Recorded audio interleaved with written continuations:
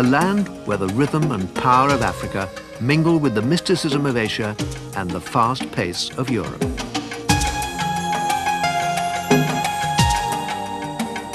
A land of sunshine and surf, of wild, exhilarating coastlines.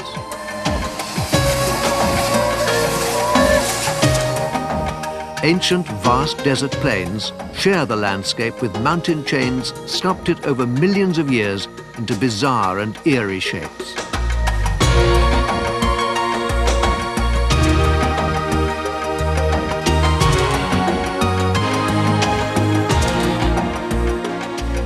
South Africa, home to a kaleidoscope of cultures and races, where man and nature play equal part in the drama of life.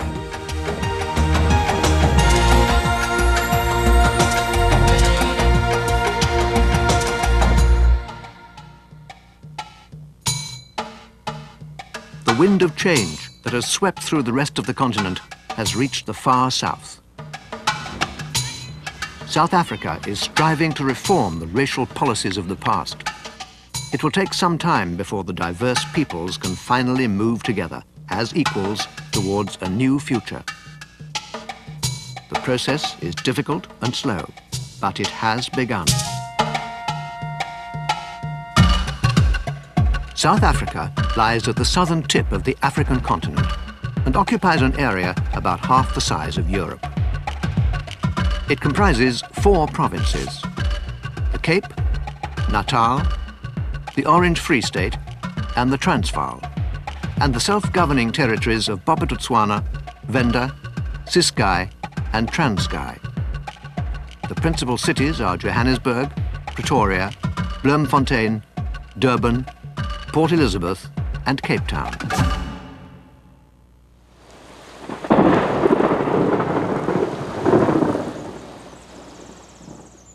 Africa, the cradle of civilization, holds among its many dark secrets the story of man's distant ancestors, the origin of mankind. Stone Age cave dwellers were living in South Africa 50,000 years ago.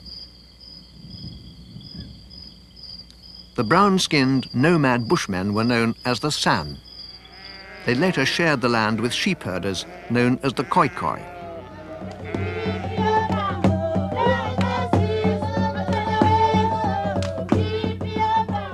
In time, several black nations migrated from Central Africa, forcing the San to retreat into the mountains and the Khoikhoi to the southern shores.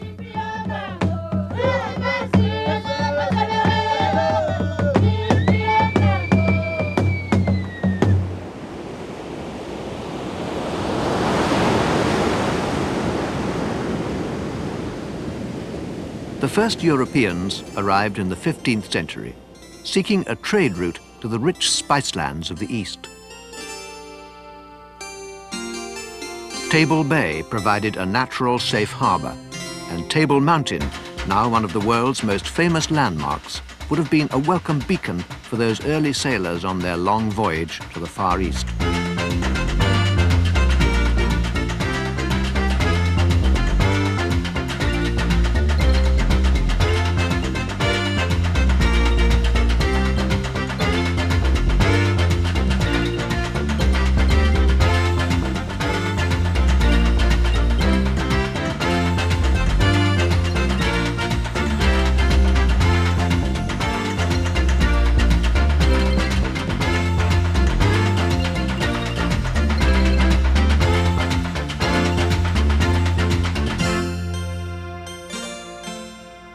Cape Town was established in the 17th century by a young ship surgeon from Amsterdam, Jan van Riebeck.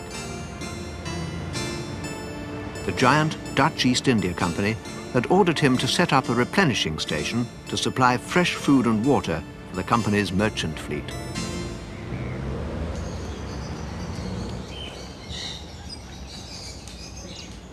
In Company's garden, some 300 slaves once toiled to provide fresh fruit and vegetables for visiting sailors plagued with scurvy. Much of the area has now been turned into a national botanical garden.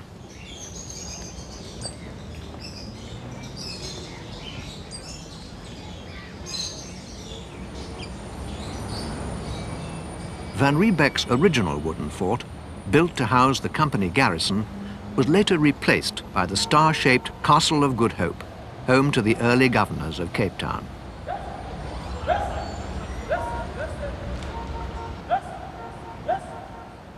The castle now serves as a garrison for the army and is the headquarters of the Western Cape Military Command.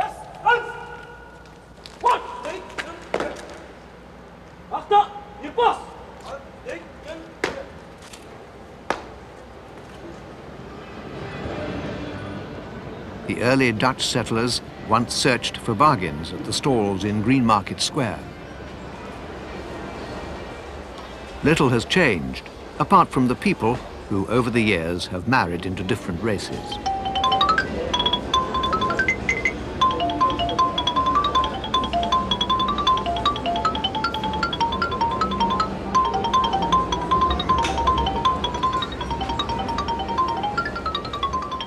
Cape Town is a unique blend of European enterprise and African style.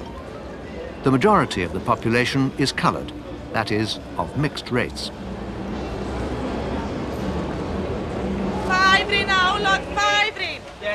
Many of the flower sellers at the city's outdoor flower market are from the Malay community.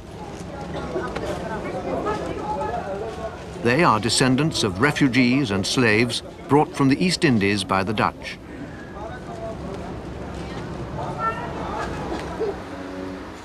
When they were set free, they settled on the slopes of Signal Hill. The Malay Quarter has its own very distinctive character and charm.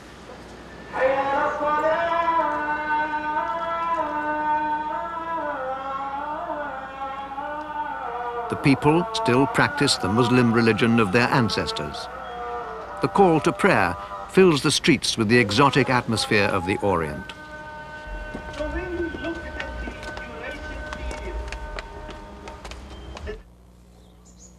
Table Mountain, known locally simply as the Mountain, regularly rolls out its famous tablecloth of spilling cloud. It appears when a howling southeasterly torments the city residents.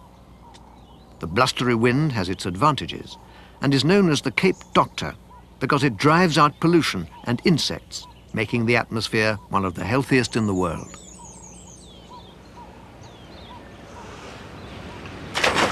At the foot of the mountain, languishing in the clean air and the Cape Town sunshine, is one of the city's oldest hotels. The Mount Nelson is to Cape Town what Raffles is to Singapore. The hotel was originally established for steamship passengers and has captured the atmosphere of a more elegant age. Over the decades, it has provided luxury accommodation for many distinguished guests, including Rudyard Kipling, H.G. Wells, and Winston Churchill.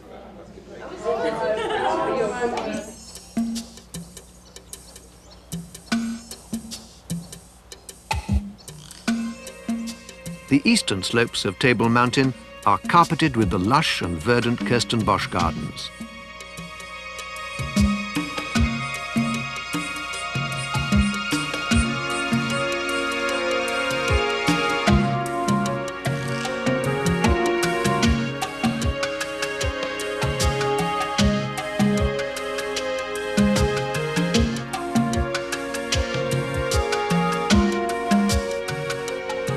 These are the National Botanical Gardens. The rich display of flowering plants, shrubs and trees is a showcase for the indigenous flora of southern Africa. They include many rare species, as well as South Africa's national flower, the protea.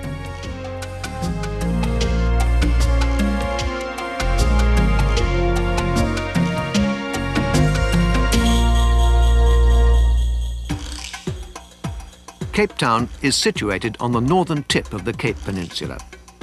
Inland lies the famous Cape Wine region, and to the southeast is a series of beautiful sandy bays leading to Cape Agulhas, the most southerly point in Africa. At the tip of the Cape Peninsula lies the Cape of Good Hope. Jutting jaggedly into the stormy southern waters, the Cape of Good Hope has claimed the lives of innumerable sailors who dared to defy these treacherous seas. It is now a national reserve and a nature lover's dream, but it was once called the Cape of Storms and lived up to its name.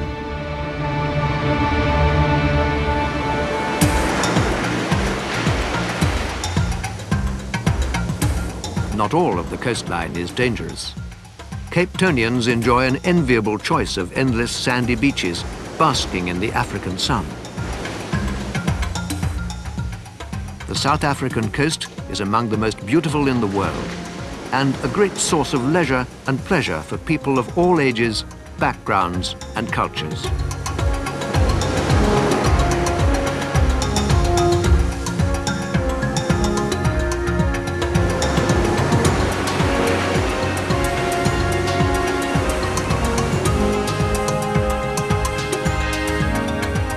The influence of two of the world's great oceans has tempered the South African landscape.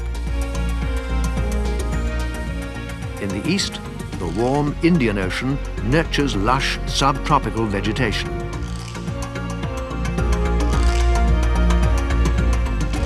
In the west, the cool Atlantic starves the barren desert of vital rainfall.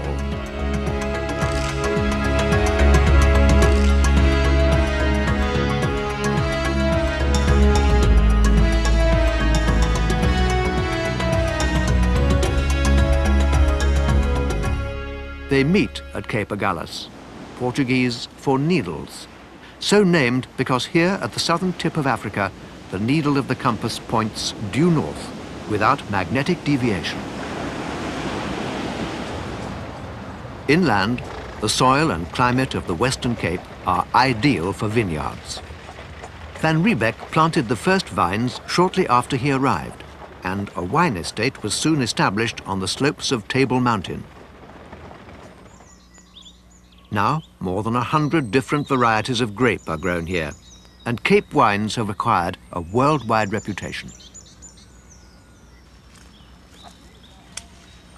The grapes are still picked by hand. The scenes of harvesting seem far removed from the bustle of the 20th century. Life has changed little since those early pioneering days.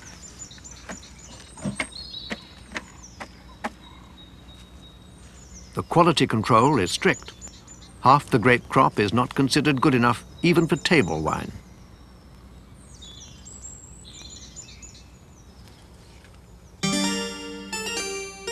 As well as taming the land, the early wine growers also decorated it with elegant Dutch architecture. Croet Constantia, the oldest wine estate, was established by one of the colony's first governors, Simon van der Stel. His home is a lavish example of the Cape Dutch buildings that distinguish this part of the country.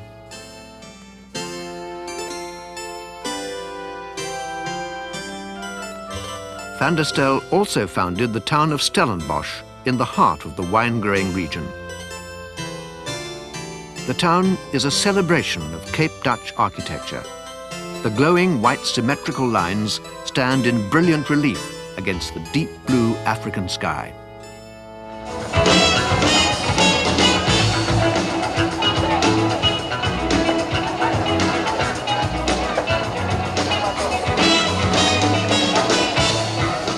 Cape wines are usually flowing at the annual Cape Town Festival, a chance for Cape Townians to savour the fruits of the wine growers' labours. It's also an opportunity to enjoy the rhythm of Africa.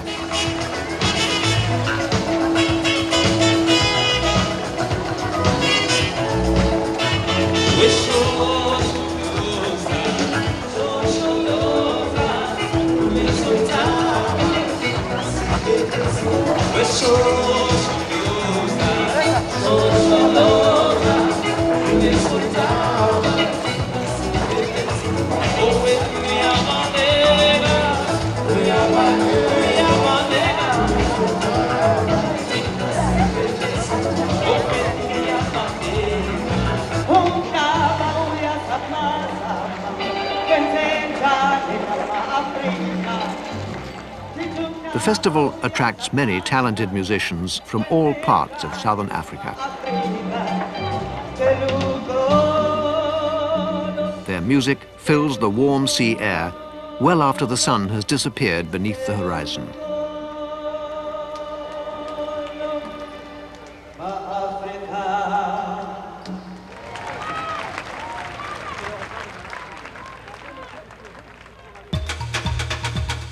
The Cape Province is by far the largest in South Africa. On the central plateau lies a vast, arid region known as the Karoo. The Swartberg and Outeniqua mountain ranges to the south mark the boundaries of its neighbour, the Little Karoo. Further south, along the coast, runs what is known as the Garden Route.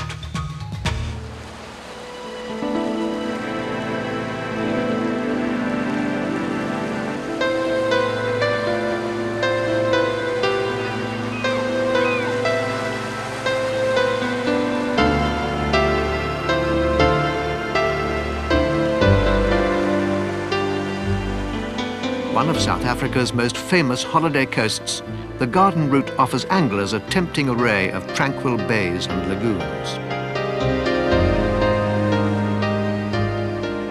Plettenberg was given the name Bahia Formosa by the Portuguese, meaning beautiful bay.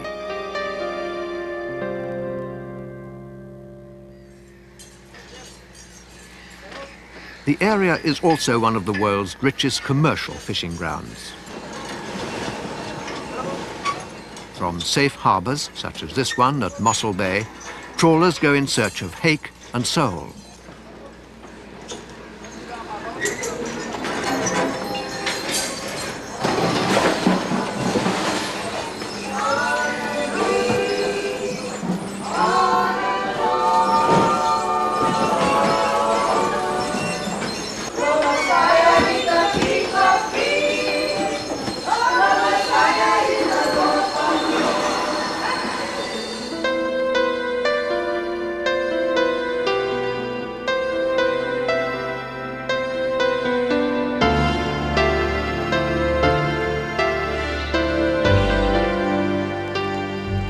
The Garden Route is a treasure trove for botanists.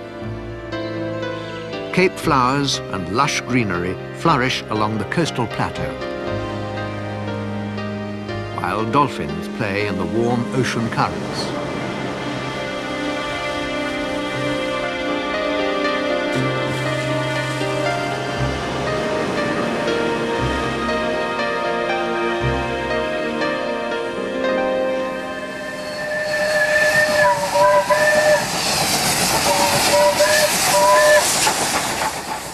South Africa is a mecca for train lovers and still has 1,600 steam engines in service.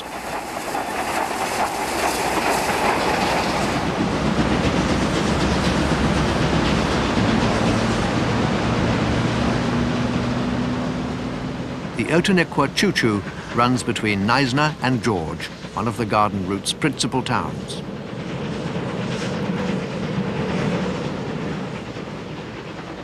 The train puffs its way heroically along spectacular coastal vistas before tunnelling through the mountains and into George.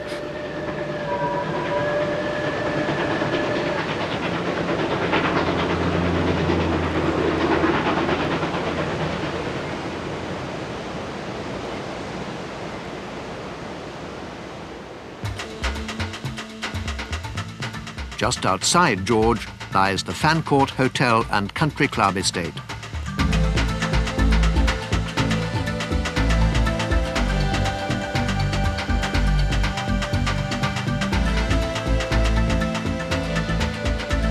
The 27-hole golf course was designed by Gary Player, South Africa's greatest golfer. It follows the curvature of the land, and shimmering pools create natural hazards. Ranked as one of the finest courses in the country, Fancourt attracts golfers from all over the world.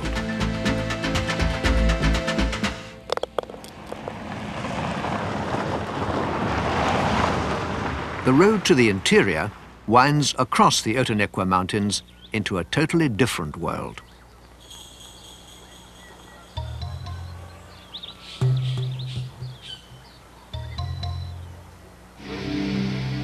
The plain of the Little Karoo is a strangely beautiful semi-desert, fed by the trickling remains of mountain streams. The creatures that inhabit the region are as strange as the landscape.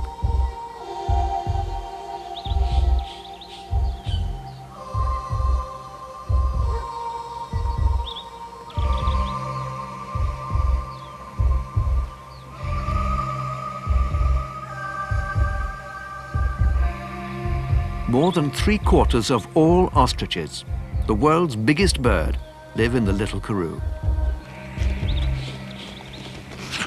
They are farmed just as any other livestock, but they're prized for their feathers. The strutting birds are somehow suited to their position of unchallenged supremacy in the realm of the flamboyantly fashionable feather.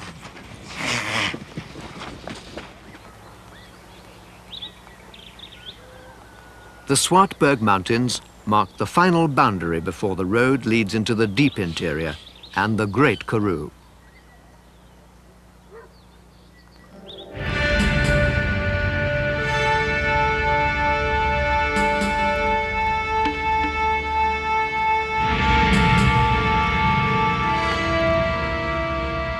A vast, endless, arid plain, the Karoo stretches across 1/3 of South Africa.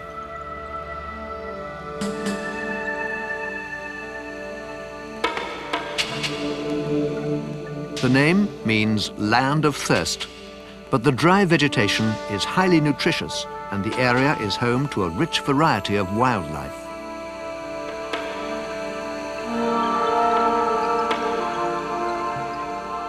The springbok, one of South Africa's national emblems, claimed this land long before man settled here.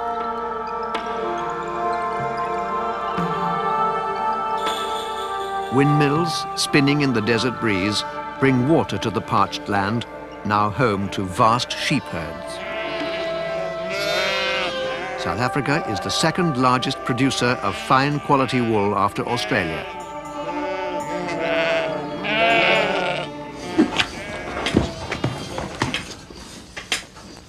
The wool from the sheep is sheared by traveling groups of men, many of whom still use handheld shears to cut the fleece in the old-fashioned way.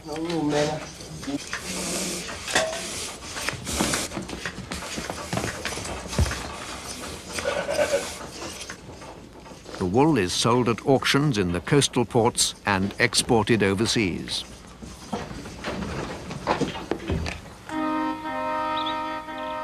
Nestling in the heart of the arid landscape is the town of Graaf-Reinet, often called the gem of the Karoo.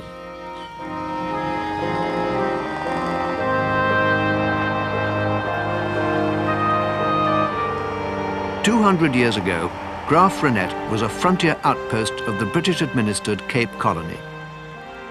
The local people were tough pioneers and not keen to submit to British rule. At one stage, they declared the town an independent republic, but Graaf-Reinet was soon subdued by British officials. Eventually, a number of the local Boers, the Dutch word for farmers, decided to leave the British colony and go north in search of new land. Their journey became known as the Great Trek, and its leaders, such as Andries Pretorius, are still revered as national heroes.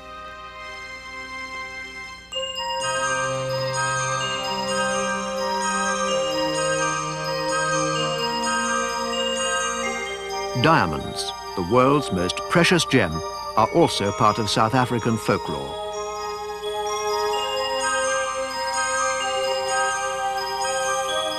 In the 19th century, the discovery of a pebble that could cut through glass led to a series of legendary diamond rushes in the north of the Cape Province. The boom was followed by a glut in the first half of the 20th century. Throughout southern Africa, old mining towns still lie forgotten, half buried in the drifting sand.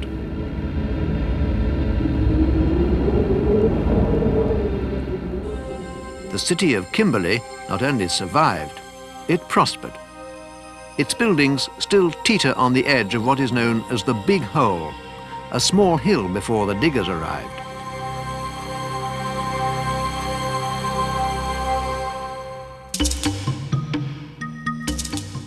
the southeast of the Cape Province are the Ciskei and Transkei, self-governing territories within South Africa.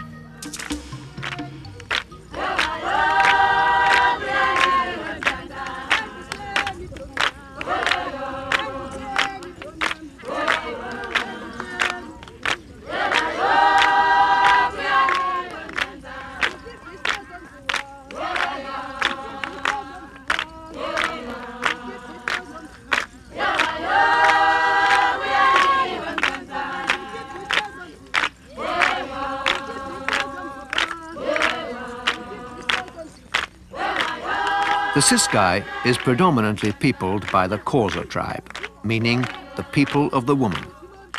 They are said to have been given the name after their leader was killed in a battle over ivory, and the tribe fled south, led by a woman.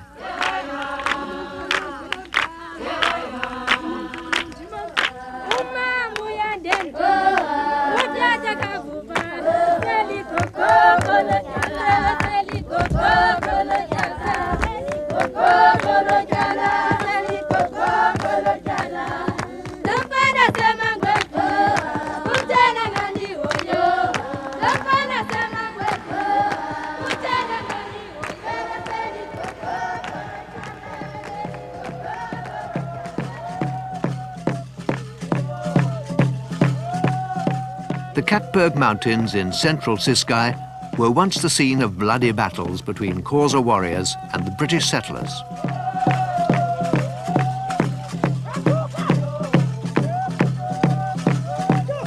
Xhosa men were fierce warriors and defended their land to the death.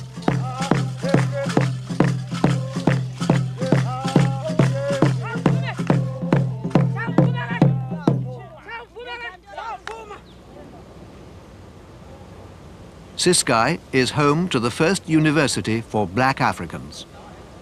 Fort Hare was established in the town of Alice in 1916. The university now numbers many sub-Saharan leaders among its graduates. 1938 saw the enrollment of Nelson Mandela, later to become leader of the African National Congress and of the struggle for black equality.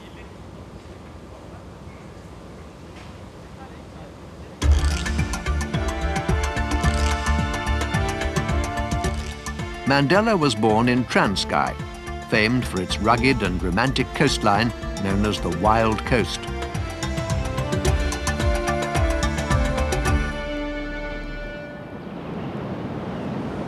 One of its most dramatic features is the hole in the wall.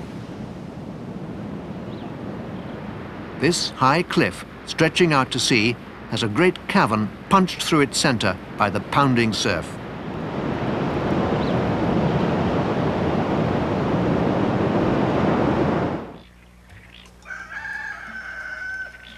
Transkei is also home to mainly Xhosa-speaking peoples. They have retained the old traditions, and many continue to live in dwellings of hardened mud known as rondavels. All the doors face east in the direction of good spirits. The way of life in the villages has not changed in centuries. Skilled craftsmen decorate local clay pots with traditional designs. It's an art that is still carefully passed on to the young.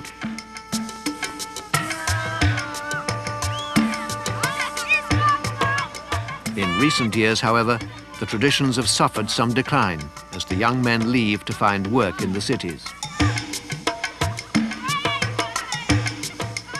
In spite of the exodus, the rural lifestyle is thriving. As night falls, the sheep are brought down from the higher pastures and the villagers return to their rondavels ready for the rising sun and the good spirits it will bring.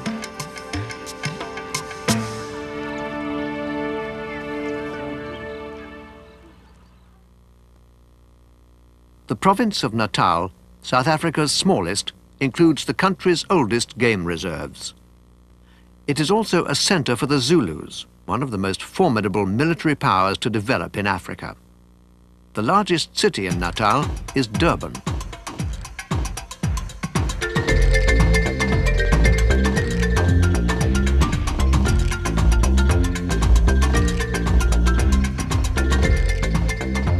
Durban is an exotic, bustling, subtropical port.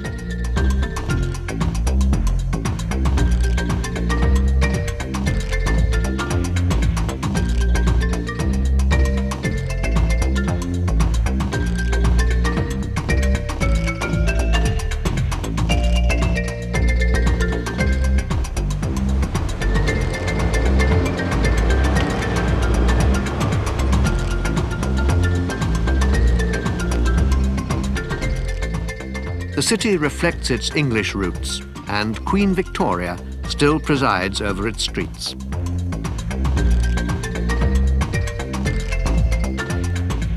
But it is, above all, a cosmopolitan city.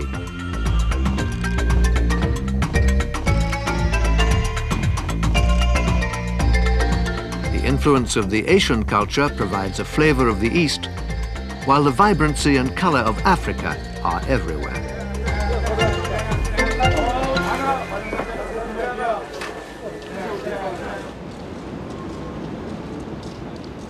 Introduced in Victorian times from Japan, the Durban rickshaws are pulled by Zulus in their most flamboyant tribal regalia.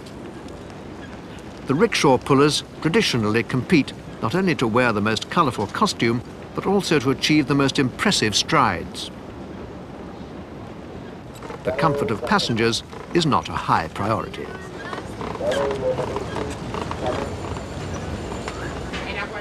The African population of Durban consists mainly of people from Natal, all of whom speak the same Nguni language, generally known as Zulu.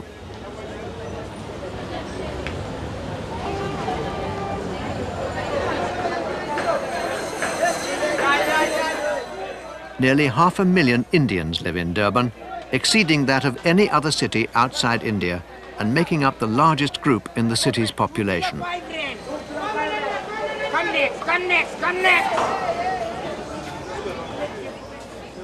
The Indian market offers a sample of the romance and mystery of the East and the chance to buy aromatic spices, although some caution may be advisable.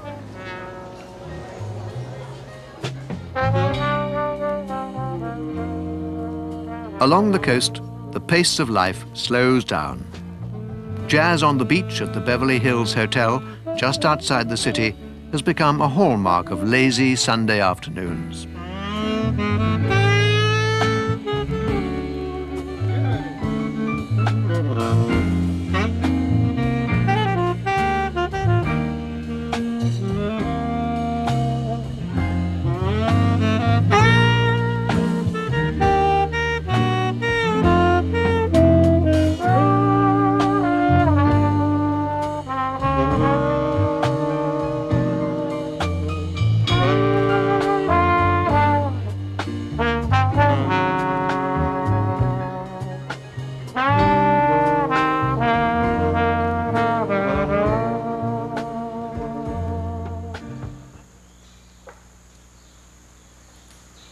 Inland, a series of spectacular river gorges carve their way through the Natal highlands.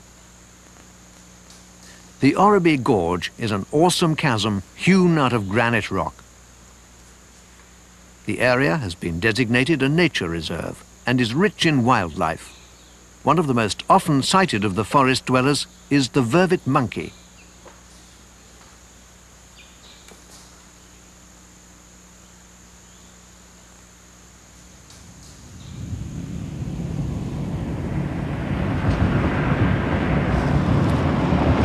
The oldest game reserves in South Africa, Umfolozi and Shushluwe, are in northern Natal in classic savanna country.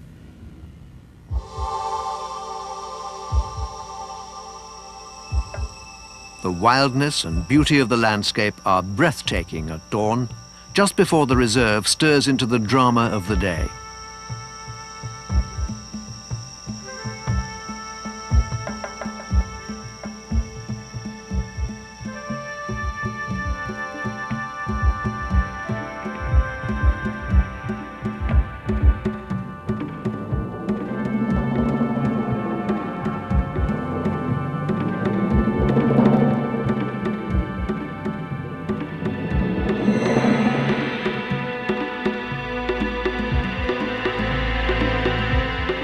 The reserves were set up at the end of the 19th century and have played an important role in the battle to save the rhino from extinction.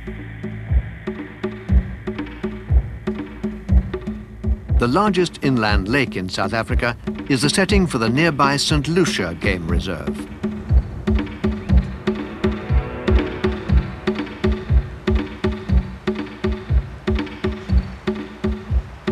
Created in the 19th century to protect its hippos, the reserve is also a haven for hundreds of species of birds, including one of nature's most graceful, the flamingo.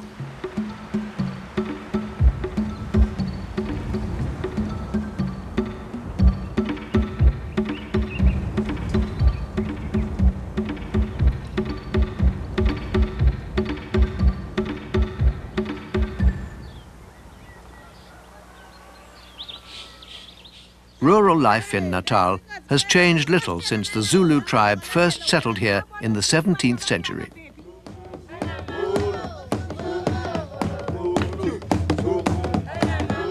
They were fierce warriors and soon rose to establish their dominion.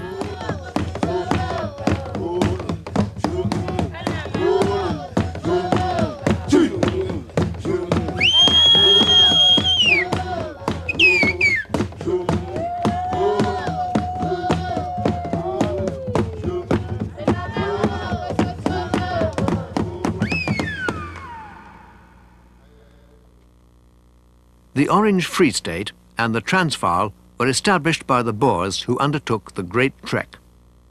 Their endurance was later rewarded when a massive gold reef was discovered along the Transvaal Prairie, the Witwatersrand, or just the Rand. It was destined to become the site of the financial capital, Johannesburg, a short distance from the political capital, Pretoria.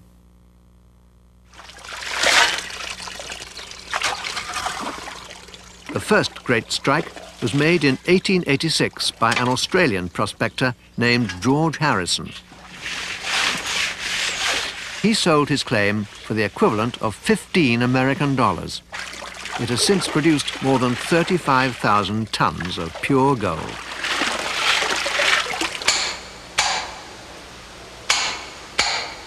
Extracting the precious metal was not easy. Nearly 4 tons of ore produced just 1 ounce of gold.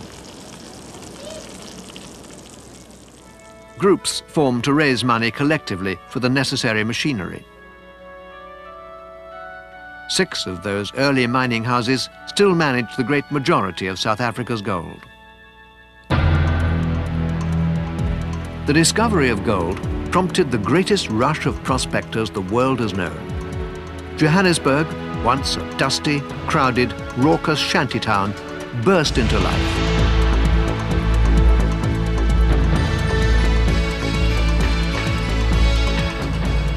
Within 3 years, it had become the country's largest town, and a century later, it is a vibrant and sophisticated metropolis.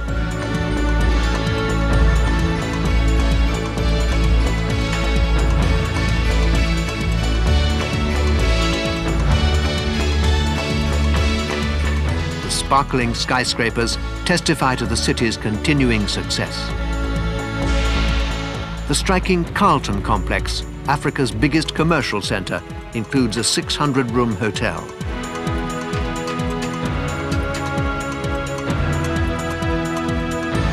The original Carlton Hotel, opened at the beginning of the 20th century, was described at the time as a miniature city.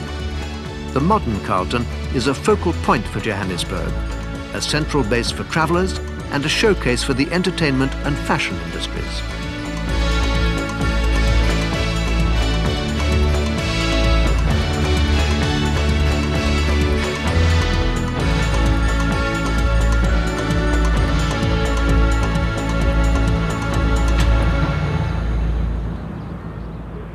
Johannesburg is the commercial pulse of the country. It is here that the major corporations and the international banks have their offices in an ever-expanding grid of high-rise buildings. At its heart is Diagonal Street, the city's equivalent of Wall Street.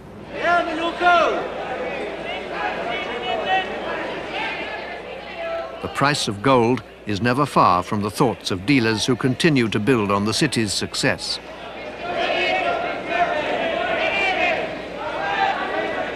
Computers have not yet taken over, and the deals are made using the old-fashioned art of the raised voice or the succinct gesture.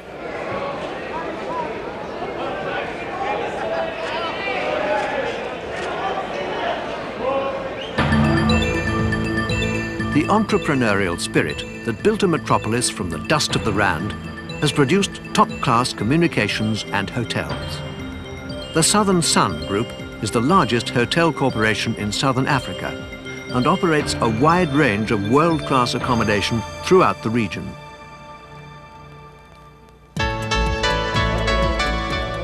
Banquets are a speciality, and preparing dinner for more than 500 people has become a frequent challenge for the group's main city hotels. The chefs are careful to preserve the flavors of South Africa. On this occasion, the menu includes beef soup with sweet corn and strips of ostrich meat.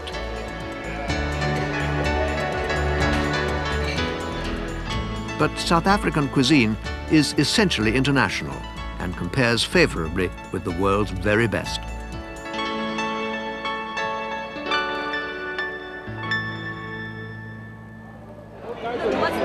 South Africa is taking on the role of principal commercial gateway for the entire continent. And Johannesburg has become a meeting place for businessmen and women from all parts of Africa.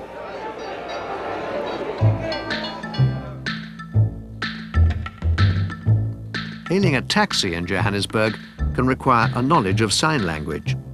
There is a different gesture for each of the nearby townships.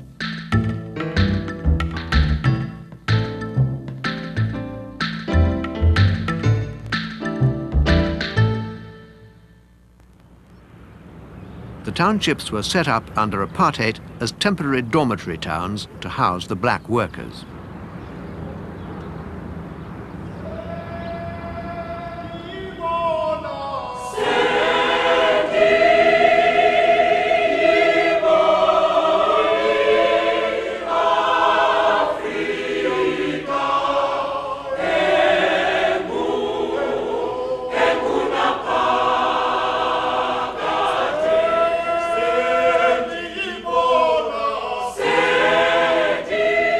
Soweto is now South Africa's largest city.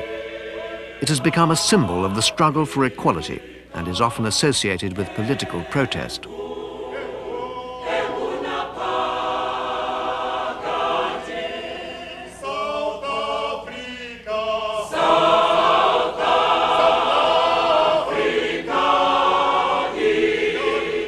But it is also a community of ordinary people, carrying on their daily lives with warmth and humor. Over the years, it has developed a distinctive culture of its own.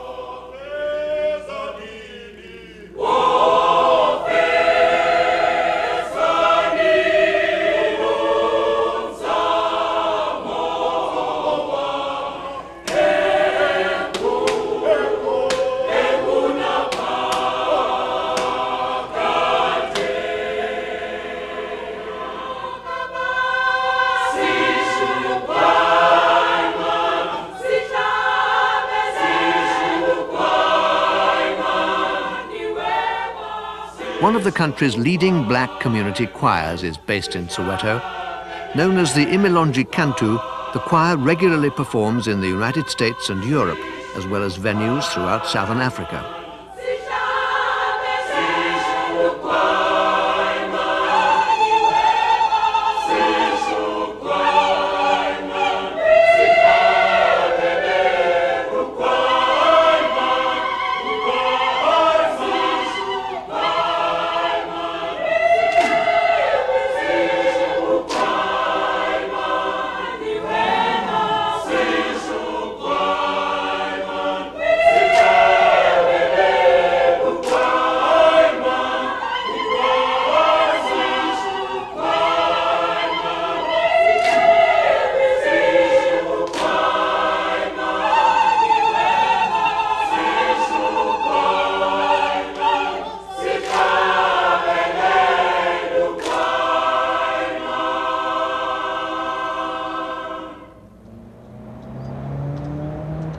South Africa's administrative capital, Pretoria, is a spacious city of wide boulevards and lush gardens. It is also a young city. More than 3/4 of the population is under 35. Pretoria is also the hub of the country's political life. The administrative headquarters of the government is housed in the impressive Union buildings.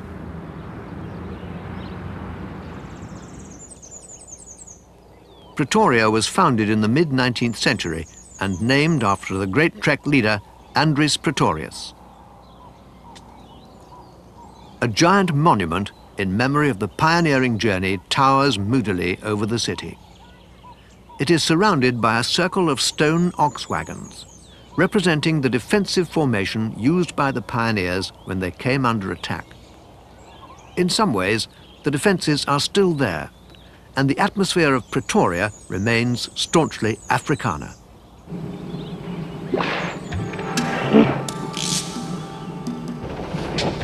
Cool.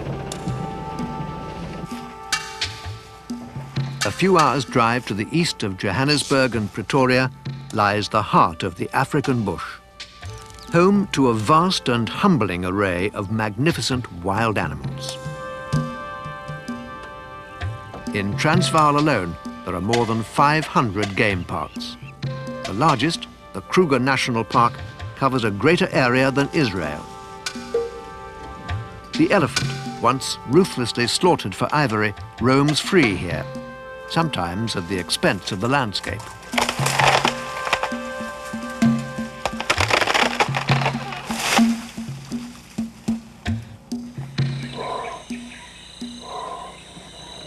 Look at the baby. Londolozi is one of the leading private reserves, offering the chance to get even closer to the excitement of African wildlife. The rangers and trackers are highly experienced. Their skill and understanding of the animals allow guests a true glimpse of this wild and exhilarating world.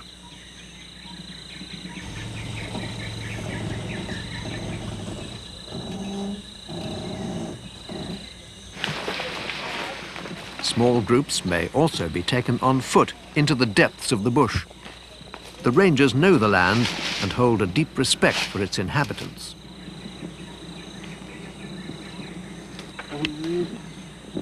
Safety is of paramount importance, and their knowledge makes it possible to get a close-up, awesome view of the big game with no threat to either the animals or the people.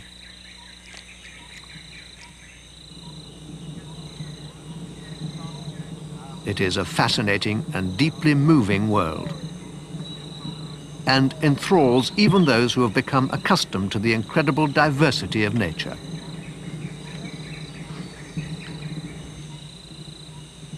Londolozi means protector of living things.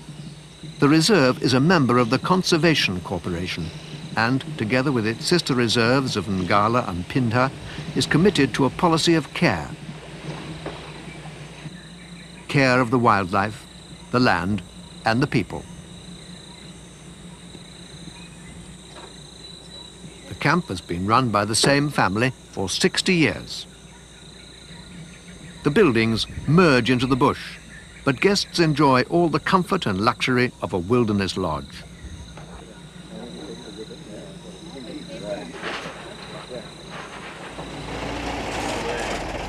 Nighttime game drives are an opportunity to see the large predators begin their hunt.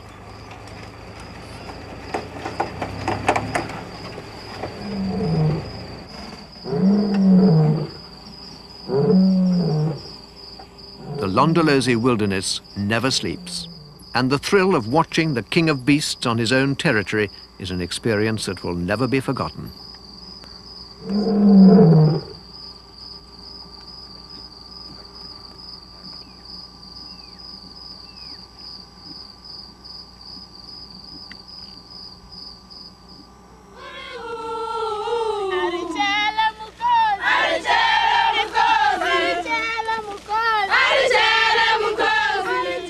The rich red soil of the northeastern Transvaal is ideal for the cultivation of tea.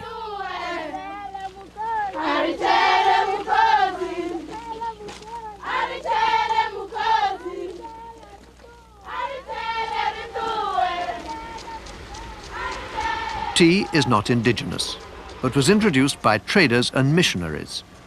At first, it was considered a novelty, but tea drinking soon became popular. It's now big business. More than 10,000 million cups of tea are drunk each year in southern Africa, 500 cups a head.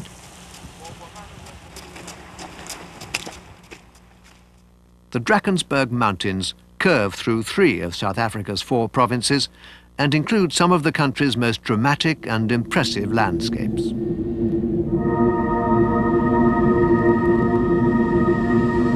The Zulus named these mountains the Barrier of Spears.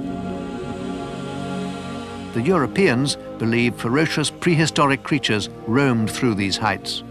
The name they chose, Drakensburg, means Dragon Mountain.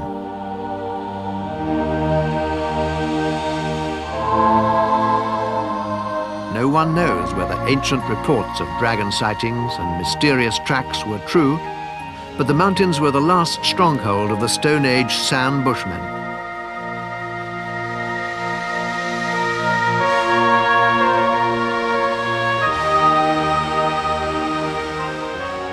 Fresh water and game were in plentiful supply, and the numerous mountain caves provided safe refuge.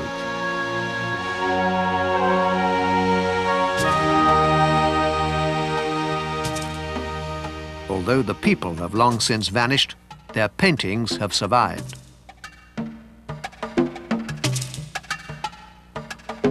This cave in the Giant's Castle Game Reserve has been set aside as a unique reminder of their ancient art. In this reserve alone, 5,000 paintings have been discovered, some of them dating back 10,000 years.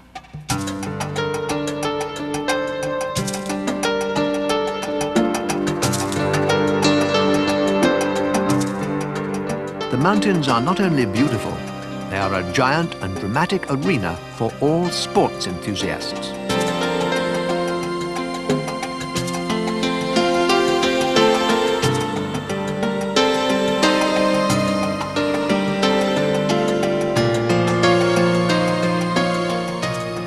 The tortuous, steep paths winding inexorably up to the mountain passes pose a serious physical challenge, but also give their reward.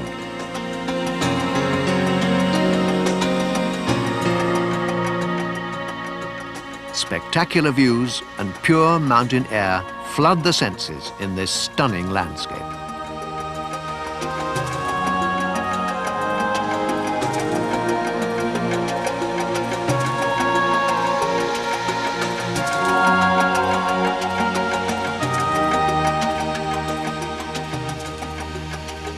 The massive Drakensburg rock formations began to take shape nearly 200 million years ago.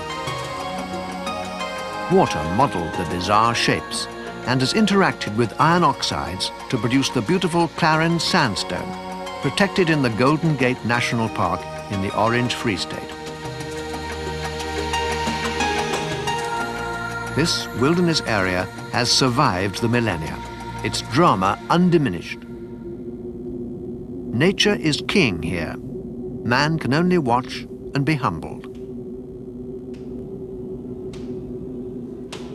The sense of the past, of prehistory, is almost tangible, as if the fossils trapped forever in these mountains are telling their story.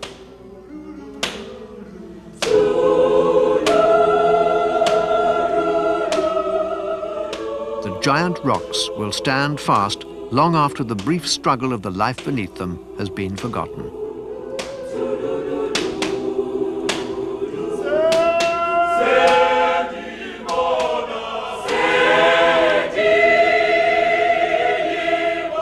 This is South Africa.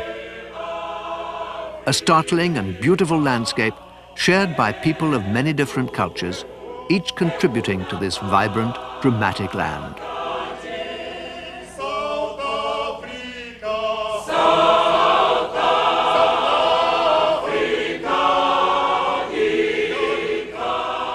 this diversity has produced conflict.